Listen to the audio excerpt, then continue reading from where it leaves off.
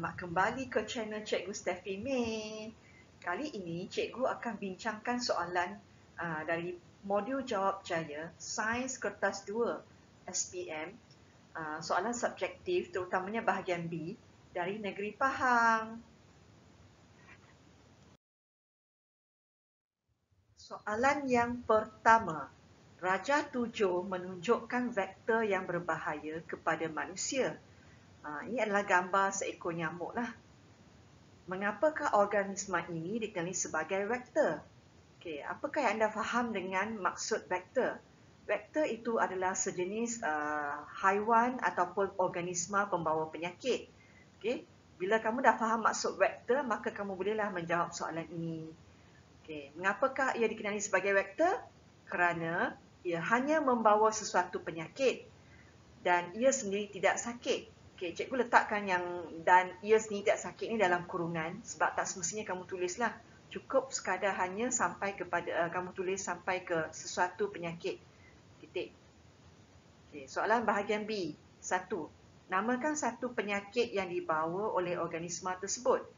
Okey, penyakit tersebut adalah demam denggi ataupun demam malaria. Okey, boleh tulis salah satulah sebab satu markah saja. Okey, bahagian 2. Nyatakan tindakan yang boleh diambil untuk mengawal penyakit di bahagian B1. Okey, sama ada kamu boleh tulis membersihkan sebarang tempat takungan air di sekeliling tempat tinggal ataupun menjalankan proses penyemburan racun nyamuk atau fogging secara berkala. Sebab kita tahu nyamuk ni suka hidup dalam di kawasan yang ada takungan air. Jadi sebaik-baiknya kamu bersihkan sebarang tempat yang ada takungan air yang terdapat di sekeliling rumah kamulah. Nombor 3, pada pendapat anda, adakah antibiotik boleh digunakan untuk merawat penyakit di B1? Jelaskan jawapan anda. Tidak. Kerana antibiotik biasanya digunakan untuk menghalang jangkitan penyakit yang disebabkan oleh beberapa jenis bakteria sahaja dan bukannya virus atau protozoa. Okay, jadi bergantung kepada jawapan kamu di bahagian B1. Jika kamu sebut demam denggi, maka jawapan kamu hanya perlu tulis dan bukannya virus. Okay, sebab demam denggi disebabkan oleh virus. Demam malaria pula disebabkan oleh protozoa. Jadi bergantung pada jawapan di B1. Kamu tulis jawapan ni, di jawapan B3 ni berdasarkan jawapan di B1 tadi. Soalan C. Seorang ahli perniagaan terpaksa keluar negara kerana urusan kerja semasa wabak sesama burung sedang merebak. Tandakan betul rawatan yang perlu diambil oleh beliau sebelum berangkat ke luar negara. Okay, jadi daripada 3 gambar rajak ini, kamu pilih rawatan yang paling sesuai yang diambil sebelum berangkat ke luar negara. Okay, jawapannya sudah tentunya vaksin. Okay, vaksin adalah sesuatu yang kita gunakan untuk mencegah kita daripada mendapat sesuatu penyakit berjangkit lah. Antibiotik ni digunakan setelah kamu mendapat sesuatu penyakit, contohnya sesama, demam sesama. Biasanya kalau demam sesama, doktor akan beri antibiotik. Kamu telah pun kena penyakit tersebut. Yang ini penutup hidung ni semasa kamu mempunyai simptom-simptom penyakit tertentu. Semasa kamu menghadapi penyakit tersebut dan mempunyai simptom tertentu, kamu pakai penutup hidung. Ini untuk mengelakkan kita menjangkiti orang lain dan juga mengelakkan orang lain menjangkiti kita lah, menjadi lebih teruk lagi.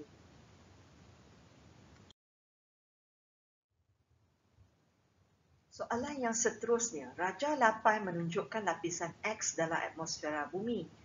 Ini dia gambaran lapisan X dan ada sinaran ultra ungu.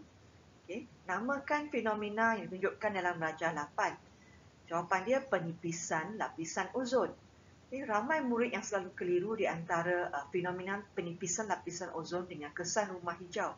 Dalam Raja ni pun mengelirukan juga sebab dilukis anak panah dan ada gas Y seolah-olah menunjukkan gas rumah hijau dan juga lapisan ozon ini. Okay, tapi kalau nak jawab kesan rumah hijau, tak berapa betul lah. Nanti kamu nak tentukan jawapannya sama ada penipisan lapisan ozon atau kesan rumah hijau, kita boleh tengok soalan yang seterusnya, soalan-soalan yang seterusnya, supaya tidak menjawab dengan salah lah. So di sini jawapan dia lebih tepat jika kita kata penipisan lapisan ozon, sebab lukisan telah menunjukkan macam ada keretakan, keretakan pada lapisan ozon. Jadi jawapan dia penipisan lapisan ozon. Okay, soalan bahagian B. Lapisan X merupakan satu lapisan gas yang menyerap sinar ultraungu daripada matahari. Namakan lapisan X dalam petak yang disediakan. Okay. Soalan suruh nyatakan lapisan X. Okay, jawapan dia adalah lapisan ozon. Okay. Sebab di sini dah tunjuk matahari dengan sinaran ultraungu. Soalan yang seterusnya. Soalan bahagian C. Apakah yang akan berlaku jika lapisan X musnah? Tandakan betul bagi jawapan anda dalam petak yang disediakan. Okay, kita lihat satu persatu. Lapisan X tadi adalah lapisan ozon. Jadi apakah kesan penipisan lapisan ozon ataupun kemusnahan lapisan ozon kepada organisma dan juga hidupan lain di bumi? So kita lihat satu persatu. Bilangan organisma bertambah. Ini tak betul lah. Sebab sinaran ultraungu tadi boleh menyebabkan penyakit kanser.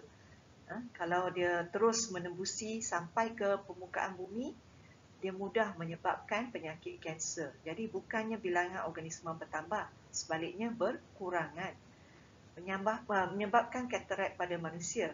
Betul lah, katarak ini adalah satu selaput yang terbentuk pada bahagian mata.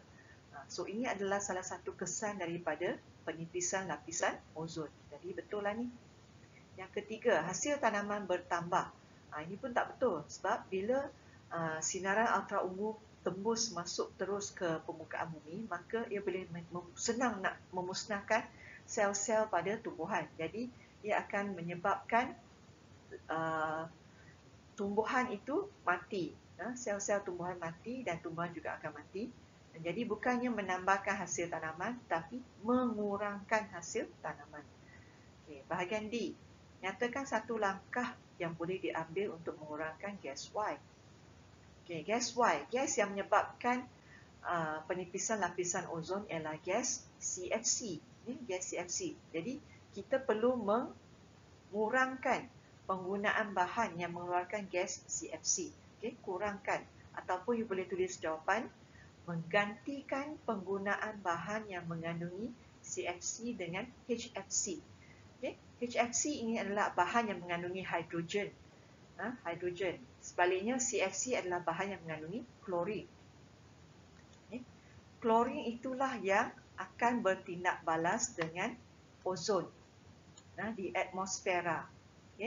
Jadi atom klorin ini akan menyerang ozon dan menukarkan ozon menjadi oksigen, molekul oksigen dan juga atom oksigen. Jadi kita nak kurangkan klorin ni. Kurangkan klorin supaya dia tidak bebas di atmosfera dan menyerang lapisan ozon kita yang terdiri daripada atom O3.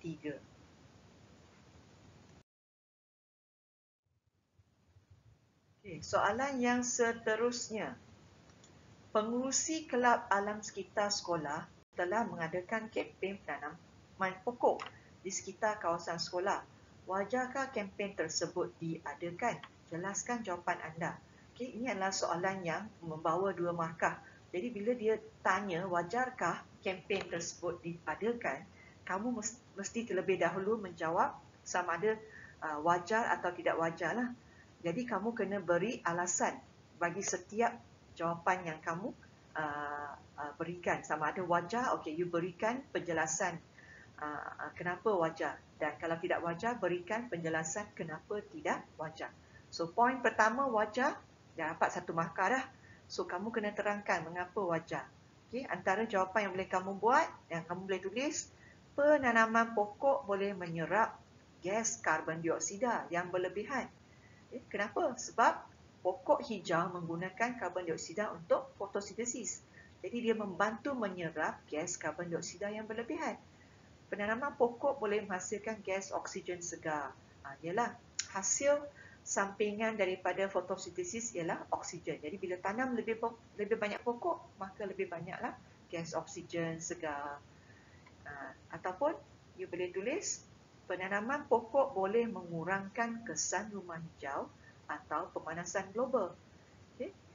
Sebab bila dia serap karbon dioksida, maka kuranglah kesan rumah hijau dan kuranglah kesan pemanasan global.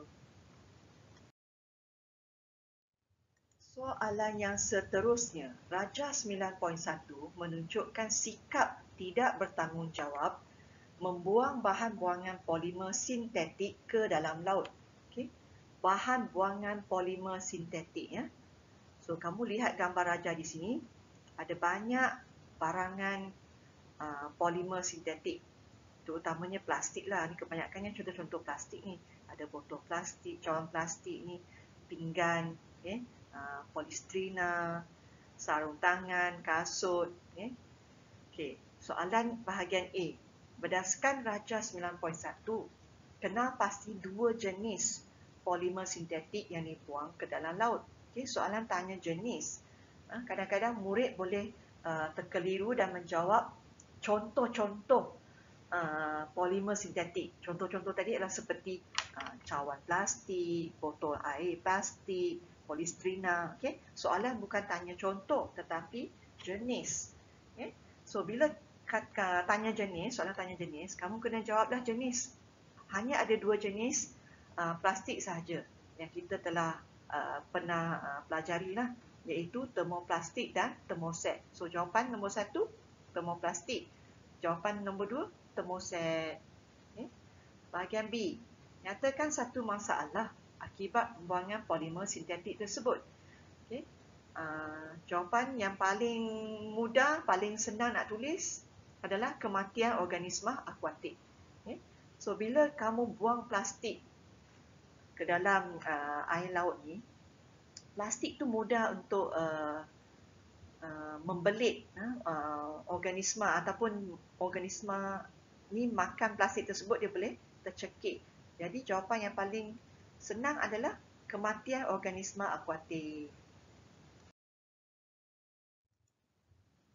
Soalan seterusnya, cadangkan dua cara untuk mengatasi masalah yang dinyatakan dalam 9B tadi. Okay. Nombor 1, kita semula plastik lah. Jadi kita jangan hanya membuang, kita boleh kita semula. Kurangkan penggunaan plastik ataupun bakar plastik dalam incinerator. Okay. Incinerator itu adalah satu alat tertutup yang boleh kita bakar plastik supaya gas-gas toksik tidak terlepas ke atmosfera. Kita tak boleh bakar plastik secara terbuka sebab ia mengandungi banyak bahan-bahan kimia yang toksik. Okey, bahagian D. Rajah 9.2 menunjukkan proses penguraian plastik terbiodegradasi oleh bakteria. Lukiskan rantai pendek polimer plastik dalam kotak yang disediakan. So, kata-kata kunci di sini kamu kena tahu plastik terbiodegradasi dan rantai pendek polimer plastik tersebut. Okay. So, kamu kena tahu plastik terbiodegradasi antara dua jenis plastik tadi ialah plastik jenis termoplastik. Oleh itu, bila kamu lukis, kamu kena lukislah rantai termoplastik yang lurus dalam kotak tersebutlah. Rantai termoplastik yang lurus, tiada jalinan di antara jaringan macam ni di antara kedua-dua rantai. Kalau ada jaringan macam ini adalah termoset. Okay? Termoset, bukannya termoplastik. So, soalan tanya termoplastik. So, kamu kena jawablah termoplastik. Bukannya lukis yang termoset. Tak perlu lukis yang ada jaringannya. Okay. Sekianlah sahaja perbincangan cikgu pada kali ini. Jangan lupa subscribe channel cikgu ya untuk belajar dengan lebih lanjut lagi cara-cara nak jawab soalan subjektif dan juga topik-topik yang berkaitan dengan sains menengah atas. Bye!